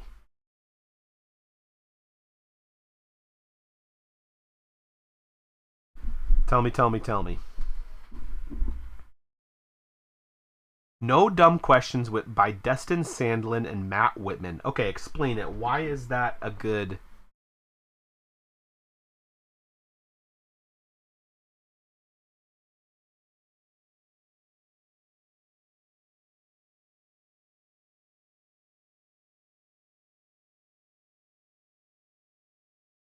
Dustin does the Smarter Everyday YouTube channel. Okay, yeah, absolutely. I think I've heard that. I've seen that. Being a YouTube aficionado, or at least having some background in that.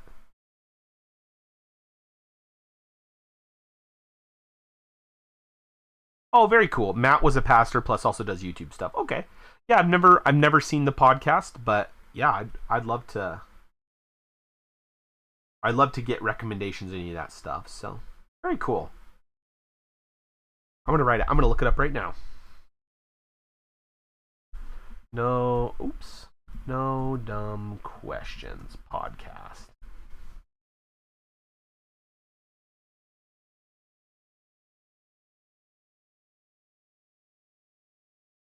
Destin and Matt. Found it. Boom. Okay, interesting. Okay, I'll keep it on there. And in the meantime, listen to these Swirty and Hooch. They're fun. I know. I need to get Hooch together, and we need to make a new one. We've been talking about it. It's like we need to get another one.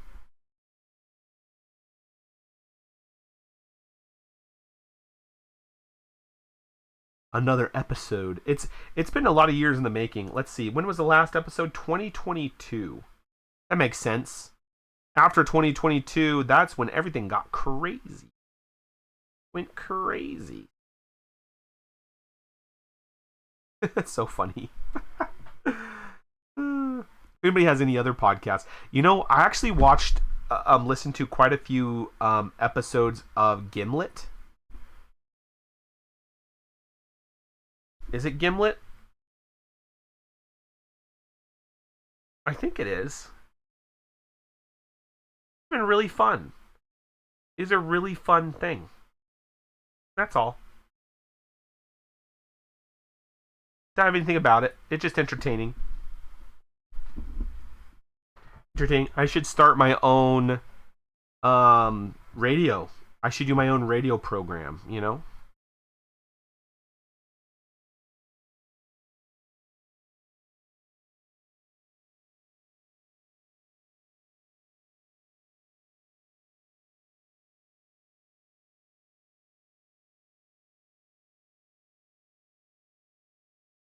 Also enjoy Fortis News with Jimmy Hicks. I've heard of Jimmy Hicks. Why do I know that name?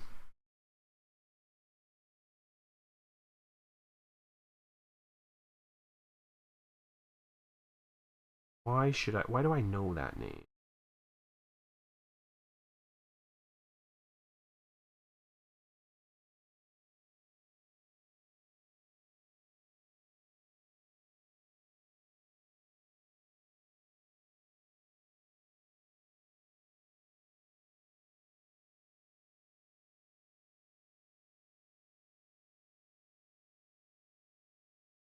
In as much news. Yeah, right? Yep.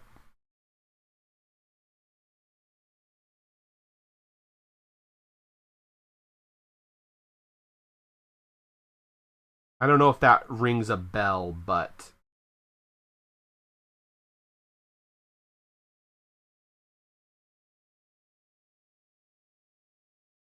yeah, you lost me. I'd have to look it up.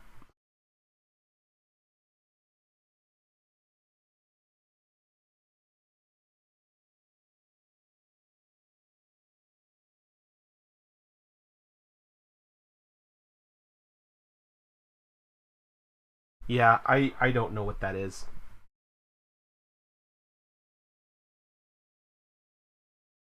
But I'll look it up for sure.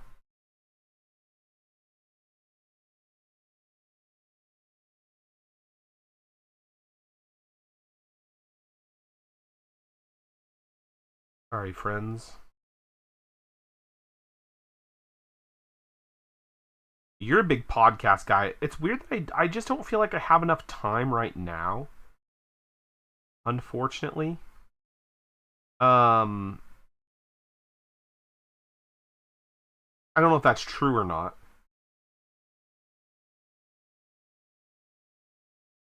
But anyway, which is a talk show with deep Christian conversations. Ooh, I like that. I like that a lot.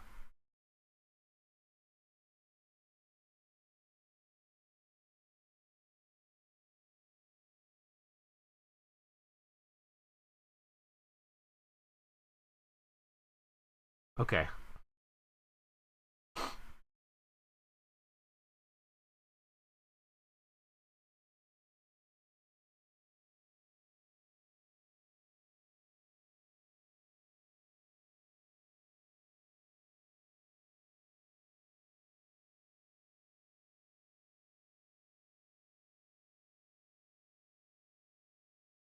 Okay, friends. Wretched Radio is 1 hour per day, 5 days a week, which is also too much for me to keep up with. Yeah, I used to do a lot more busy work. Well, when I, which is interesting, I did a lot of data input for work back in the day, and it was like it actually made sense. Like I could listen to a podcast and just chug and do data input. I listened to a ton of podcasts. It was great. Um, and I just feel like I have to have my ears open at all times. So for me to like tune out and listen to a podcast isn't like, even now I have one ear open because I have to be alert. So yeah, it's interesting. One of these days I will get back into podcasts for sure. Um, yeah, it seems like now that I have more time outside of work. Sevens Pattern 77, welcome. Hey, there's our YouTube. There's our YouTube shout out. Sevens, I found it so amazing that you were the 77th subscriber. Like, I know we talked about that last time, but that just blows my mind. It's almost like those little coincidences, like those little confirmations that God gives you, right? Of just like, hey, Lord, like bring people into stream, and your whole channel name is about 77 and about, yeah, just like the intricacies and the nuances of just all of God's work and providence, and you're my 77th subscriber. How does that even plan out? Like, that's so wild. Welcome. I just, the more I've thought about that, the more it just blew my mind. It was just pretty cool. Um Voxel, I will take those into consideration. I do like all that stuff. That's good. And the good thing is, if you listen to it and you don't like it, don't listen to it. You know what I mean? Like, it's just interesting. Um and yeah, more the merrier. There's a ton of podcasts and they're all amazing. They're all good. So, or they're not all good, but you know what I mean? There's a lot to be um 77 just hunts for channels with only he just hunts for channels with only 76 subs. That would probably be a really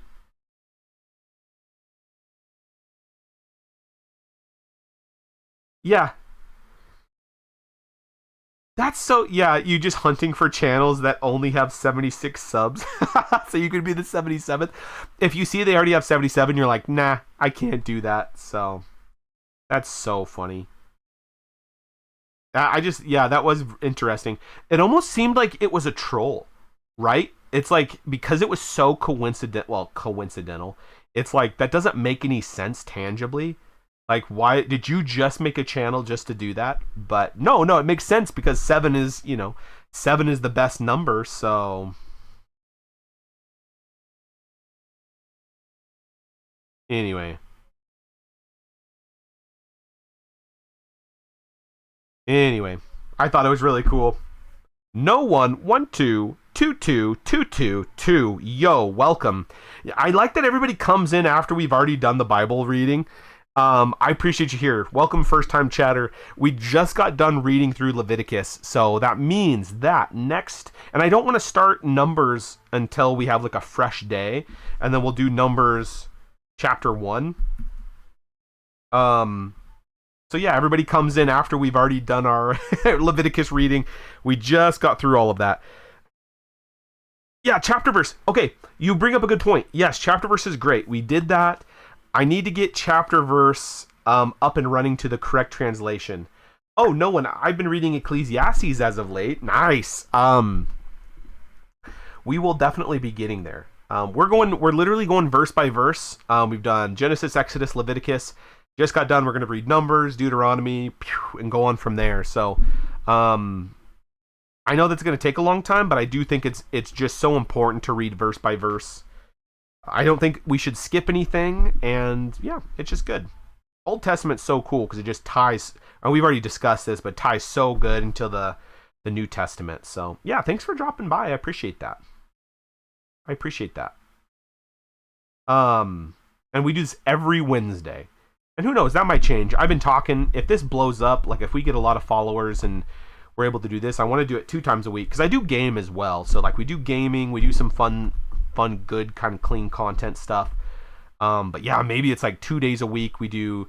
I like the Tuesday Thursday thing. I don't know why that's vibing where it's like Old Testament Tuesday, New Testament Thursday, something like that. Because I've been into studies in the Lamentation scroll. Interesting. I have no idea what that is. Is that the writ that they found that had Lamentations on it? I assume. If not, feel free to let me know what the Lamentation scroll is. I'm unfamiliar with that.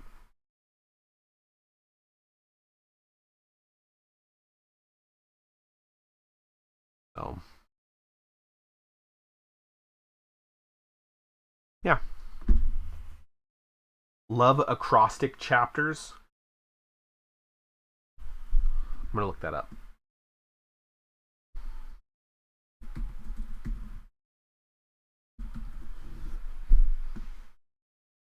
The Scroll of Lamentation holds a significant place in the biblical canon. Interesting. P-Dan did Romans through chapter 8 in 2 years, 4 months. Oh, wow. That's crazy. Just chapter 8?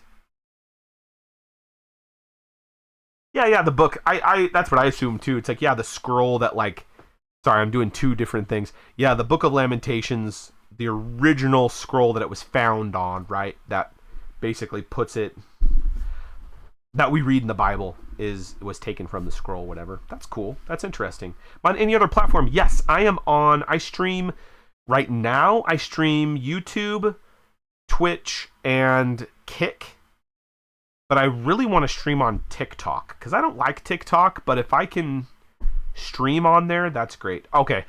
Sorry, so we're at 1 through 8. Yeah, chapters 1 through 8 in 2 years, 4 months. Well, that's because it's so beefy. Romans is so good. A lot of those you can dive in for a long stuff. TikTok usually reaches a lot of people. I've actually found that some of my stuff, it's weird because I post the same short form content on Instagram, YouTube, TikTok, and it's weird. Some videos will pop off on Instagram, Won't do anything on the other two platforms. YouTube, one will pop off. TikTok, one will pop off. And it's like, it's weird. They don't always correlate, and I don't understand it. But I really do think TikTok would reach a lot of people. What about Voxel? What about chapter verse? Oh, you rushing me? I'm talking with my new friends. Voxel, come on, man. How to update chapter verse. OBS. Okay. Okay, here we go. I don't want to update chapter verse. How to change chapter verse. I know Knox actually sent me the instructions. How to change chapter verse. What's it called? Not publication. What's it called? I literally can't think of the translation. On OBS. Okay. It says, yes, dude, it is literally so weird that a video get thousands on TikTok but then get nothing on Instagram. It is random. I've had only one video really pop off on all platforms. It was a Fall Guys like clip. It got like 8,000 views on Instagram, maybe 6,000, which to me is huge, right? And I have no idea. It's not even a funny video. Well, it's kind of funny, but it's not like anything special. And for some reason, it blew up. And then it also blew up on all the platforms. So it must have hit the algorithm just right, and it just blew up. But do you also do stuff? I'll follow you. You don't have to follow me, but I'm going to follow you. Why not? Boom, there you go. I think it's good, especially, follow each other. Build each other up. Especially if you make content, I'm happy to support you as well, even though I'm just a singular person. Channels are built on singular stuff. Boom, I appreciate the follow. Yeah, I follow you back. That's great. I know, I'm kind of in this phase as like, I want to serve the Lord with my stream in any way. I feel like I'm not doing enough, but I've been praying and kind of like, what do I do? Like, I've just been reading the Bible on Wednesdays. I want to promote godly just content and like wholesome content on my other days too, even when we're just playing games. So yeah, we'll see. I think it's good to kind of build a group, like not a fan base, but like a mutual group of just Christian creators that build each other up. I think that's great. So more power to you. Okay. Voxel, will you explain something to me? Because I don't understand. What does the exclamation point mean when you put stuff? What does that mean? And what does that even do for like Twitch? How does Twitch recognize that? You know what I mean? Voxel, get on that. You explain that to me. For as far as no one, like a community or something like that. Yeah, absolutely. I think that's awesome. Yes, to build a community, and even if it's just all the Christian content creators, like, you know, upping each other's followers. Because I have only 86, and that's fine. I have a good group of people. We read the Bible every day. So yeah, that's fun. But I think it's also just really good to get a lot of people, a lot of like-minded people following each other. Okay, here it says,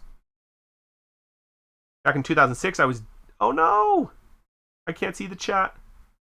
I was looking and counting the chapters and verses across the acrostics and Lamentations. When I discovered a hidden mathematical structure, it led to form an even bigger structure. Okay, I'm tracking you, sevens. Okay, Voxel sent a link. Perfect. I've low-key been talking to my friends about starting something like that, but I have yet to find the time for it. I know, that's the big thing. No one. I actually ran into a guy a while ago. His name's Deadly Dill. He's a huge Christian streamer, content creator. Now he's blown up. I followed him when he had about 8,000 followers on Twitch. He's literally blown up to like, or maybe his Instagram, he has more than 20,000 now. Like, he's amassed, like, all these Christian creators have just been come together. So I love that channel. So cool. I've joined their Discord. They basically have a bunch of plugins and stuff you can get joined in, but it's hard. Yeah, it's really sick. Deadly dill, like the pickle. Um, but I still think it's cool. Like, I'm still a small creator. Like, that didn't boost my channel. Obviously, it made a huge hub. But then it's weird to go in there and be like, hey, everybody follow me and like follow each other, because I don't know, you don't want to self-promote on somebody else's channel, but it's still a way for everybody to meet, and it's kind of like that awkward thing. Okay. Twitch TV translation. So I do that in the chat?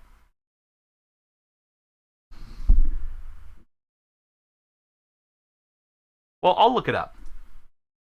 Nox literally sent me chapter verse translation. I just didn't do it.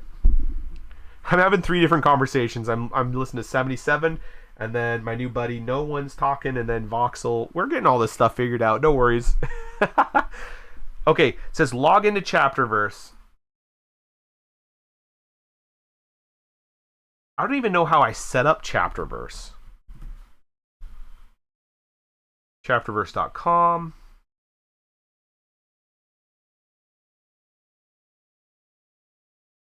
What is this? This is not what chapter. That's chapters verse. That's like a bunch of like fan fictions and stuff. No, chapter verse Twitch. Oh, it should be in Twitch. Here it is. Okay, let's see. Oh, I'm following them. Nice.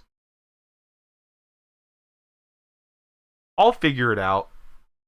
I'll figure it out on.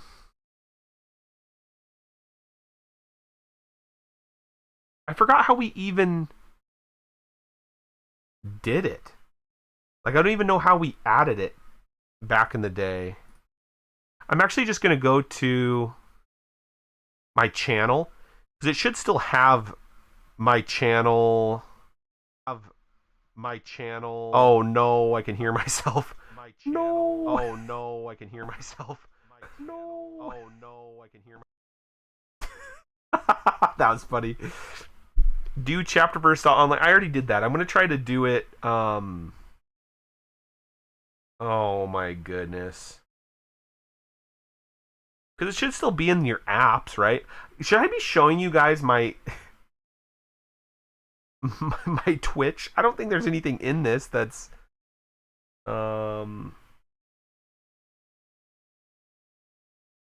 whatever. We'll keep this here. Put this over here. How about this? You guys can read the Bible while I try to figure this out. It's just interesting. Like, there should be like whatever apps that you have, right?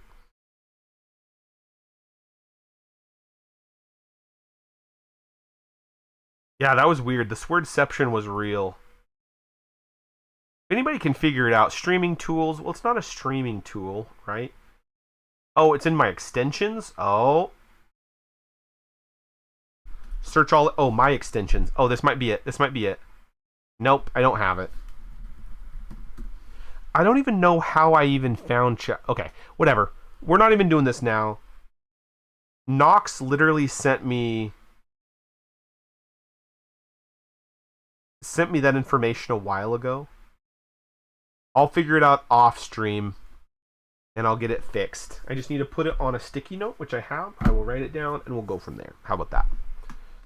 So, what a crazy time. Uh-oh, did I hit my camera? Oh yeah, it's busted. Let's fix it. There we go. Well, fam, I appreciate you. Oh, of course, the only person I get in Kick is I'm banning them.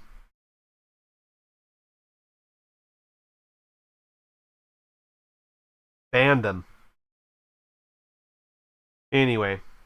Well, cool. Well, no one. For some reason, have you chatted on here before? Or is this your first time on the channel? Because it's like, for some reason, I think there was somebody that was no one has popped in before. Maybe not. Otherwise, I thank you for joining in. I'll definitely be checking out your content as well.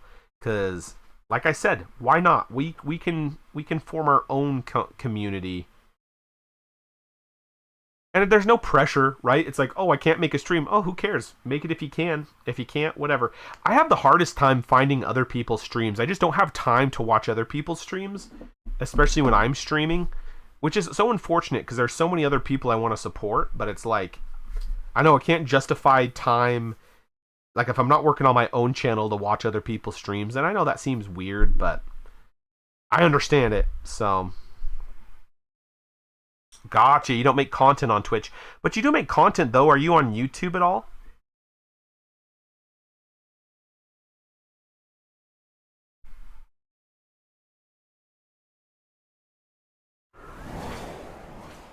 Are you on YouTube? Okay, cool.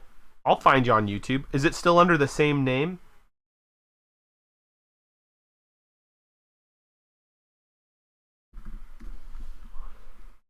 Dun, dun, dun. Or what's your YouTube channel? Oh, I can find you. Can I find you on your... Perfect. Perfect. Oh, I found you.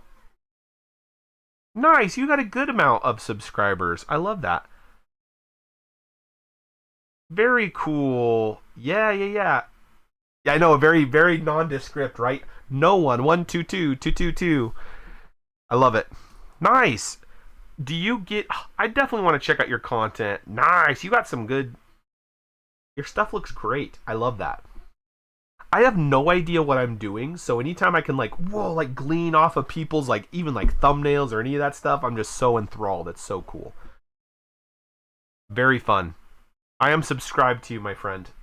And I appreciate you jumping in. That's so great. That is so great.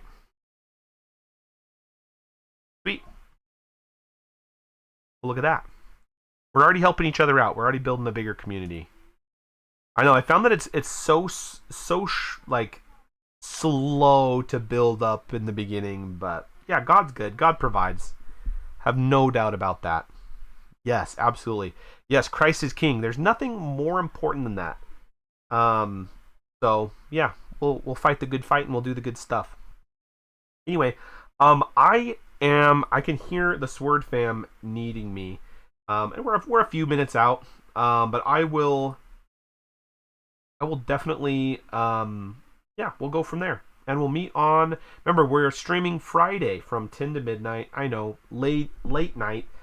But then we're back at it on Monday, and then Wednesday we're gonna start Numbers, 4th book of the Bible.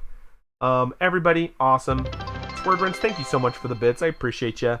And as far as 77 on YouTube, thank you so much for joining in. You are a huge, amazing blessing. And then my new friend on Twitch with no one, whoever you are, I got you on YouTube as well. Thank you guys for showing up. That's so great. I love that. Everybody, have a great night. I love you all. God bless. I pray that well, earlier we already prayed for just a good, relaxing, strong finish to the week over the next couple days. Yeah, God bless. And we'll meet again. We'll meet up again.